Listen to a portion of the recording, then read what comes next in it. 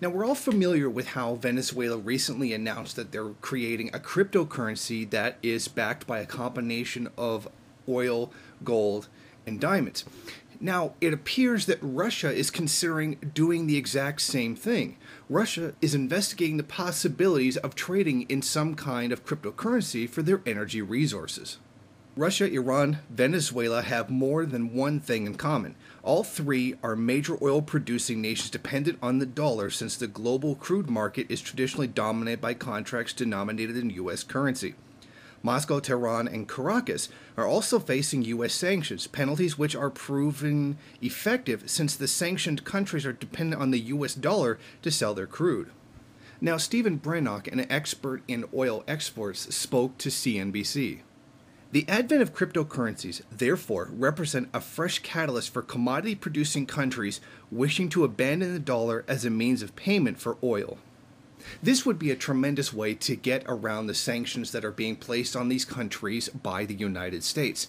Since the US dollar is the world's reserve currency and is the main one used in trading, whoever controls the US dollar is the one who can make the decisions about who can trade and who can't. This, of course, goes back to the Bretton Woods Agreement, etc. Now, previously, I criticized Venezuela's desire to create a petro-backed cryptocurrency because I felt that not enough people would actually use the currency.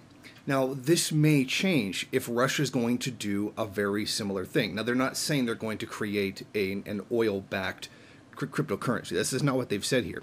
But they have said that they're interested in investigating the possibilities of using a cryptocurrency in order to get away from the US control of the world's main currency.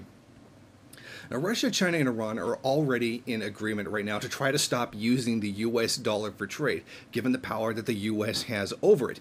And they are the world's biggest exporters of crude. China has also announced the launch of a petro yuan to replace the greenback in oil transactions. So it seems very clear that several countries, the major oil players, are looking to get past the US dollar and start trading in something else so that the US can stop wielding that kind of influence over them. Now, while currency swaps are currently being considered, cryptocurrencies, once they become less volatile because they are susceptible to a great deal of speculation and manipulation by people who have invested in it, it does offer several advantages. Instead of using various national currencies, which is what they're doing right now, if they don't want to trade with US dollars, they can swap their own currencies back and forth. But the problem is then you have to find someone who's willing to take those currencies.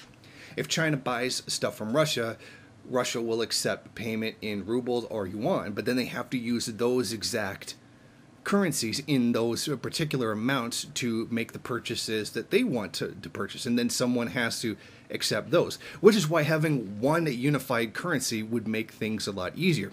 The problem is that we live in capitalism where this is something that is going to be used to manipulate the world economy rather than something to simply make it easier. Now, because of this, these major countries are trying to get away from these currencies in order to be able to act more on their own without interference from the United States. Now, these cryptocurrencies are far more flexible and they're easily convertible back into their national currencies.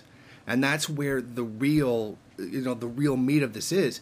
They don't have to use foreign currencies if this cryptocurrency thing can get off, because they can always convert the cryptocurrency to their own domestic currency, which would solve a great deal of problems that takes place when dealing with a mishmash of international currencies.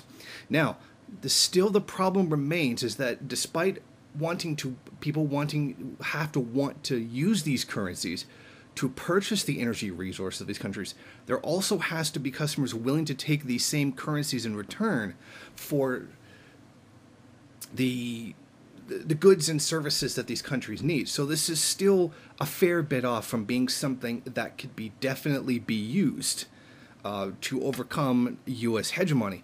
But it has gone in a good direction. And the theory is solid. This is something that could definitely work if you have enough international cooperation.